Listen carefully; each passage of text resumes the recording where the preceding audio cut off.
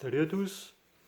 Alors peut-être que vous avez retrouvé un Rubik's Cube dans vos affaires, ou bien peut-être que tout comme moi, l'un de vos enfants a ramené un Rubik's Cube qu'il a acheté dans une brocante et qu'après l'avoir vu galérer pendant une semaine, vous vous êtes dit que vous alliez voir vous-même des solutions pour résoudre le cube.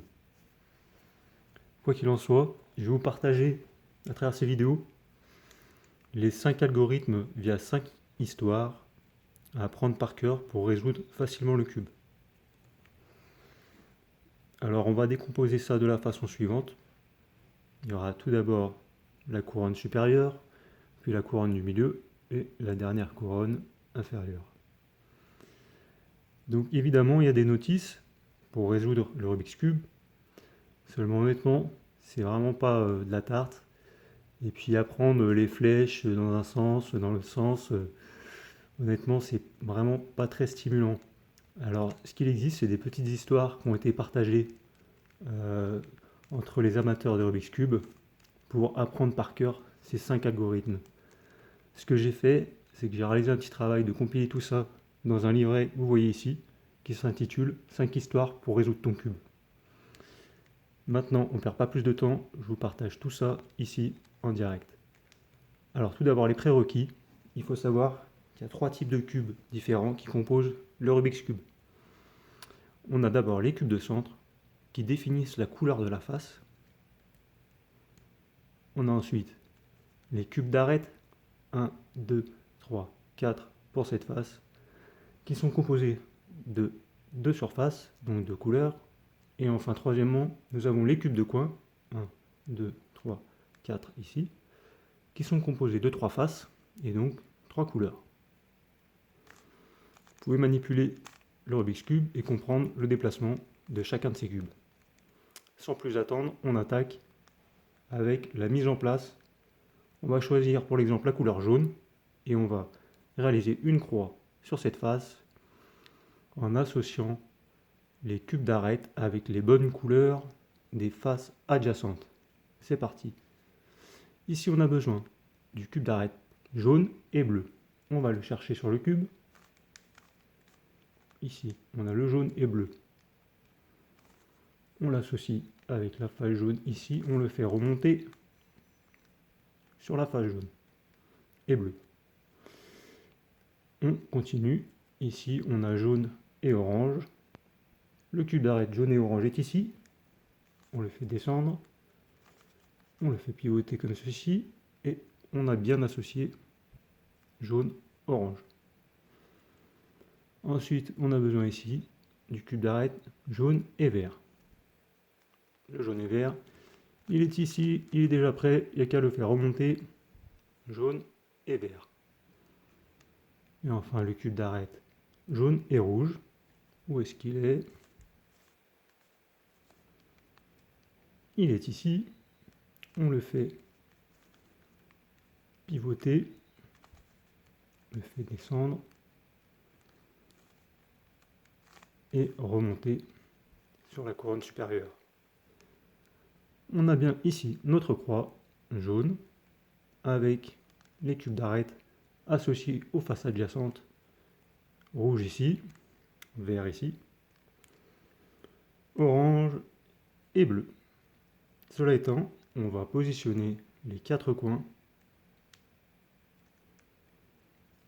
à leur place. Même chose, ici on a besoin d'un coin jaune, bleu et orange. Alors, jaune, bleu et orange. Où est-ce qu'il est? Où est-ce qu'il est? Il est ici, jaune, bleu et orange. On vient le chercher et on le remonte. Voilà. Alors ici, vous pouvez voir que le cube d'angle, ou du moins le coin, il est en bonne place, mais il est mal orienté. C'est pas grave. À ce stade, on verra ensuite comment l'orienter. Donc on continue. Ici, on a besoin du coin jaune, orange et vert. Il est ici, on descend le chercher et on le remonte. On a bien jaune, vert, orange. On verra ensuite comment l'orienter. Même chose.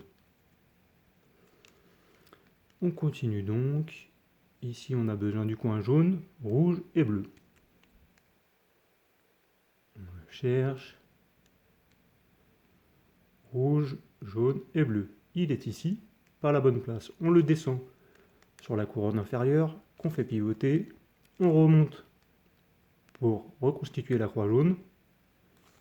Et on s'occupe maintenant de venir le chercher et de le remonter ici. Alors là, comme vous pouvez le voir, ce coin est non seulement bien placé, mais aussi bien orienté. C'est parfait. Donc maintenant, il ne reste plus qu'à amener ce coin, qui n'est pas le bon. Il nous faut le jaune, vert et rouge. Il est juste en dessous. Hop, on descend le chercher et on le remonte. Nous y voilà. Il ne nous reste plus qu'à orienter correctement ces deux coins qui sont mal orientés. Pour cela, on va appliquer le premier algorithme, la première histoire, qui est l'histoire du loup. Vous prenez le coin bien orienté, vous le mettez sur votre gauche. Et ensuite, c'est parti pour la première histoire. Le loup descend, le chaperon va se cacher. Le loup remonte, le chaperon sort de sa cachette. Mais le loup la flaire et redescend aussitôt. Heureusement, le chaperon a le temps de se cacher. Alors le loup remonte, las, et le chaperon sort de sa cachette. Et vous voyez que le coin s'est bien orienté. Maintenant, le dernier coin, même chose. Le loup descend, le chaperon va se cacher. Le loup remonte, le chaperon sort de sa cachette. Le loup redescend, le chaperon va se cacher. Le loup remonte, le chaperon sort de sa cachette. Et voilà, on a réussi la première couronne, comme vous pouvez le voir. Et on obtient ici, sur chaque face adjacente, un T. Ici, un T vert, une forme de T face rouge et une forme en T face bleue. Même chose, face orange. Voici pour le premier algorithme pour réaliser la première couronne. La suite dans la seconde vidéo.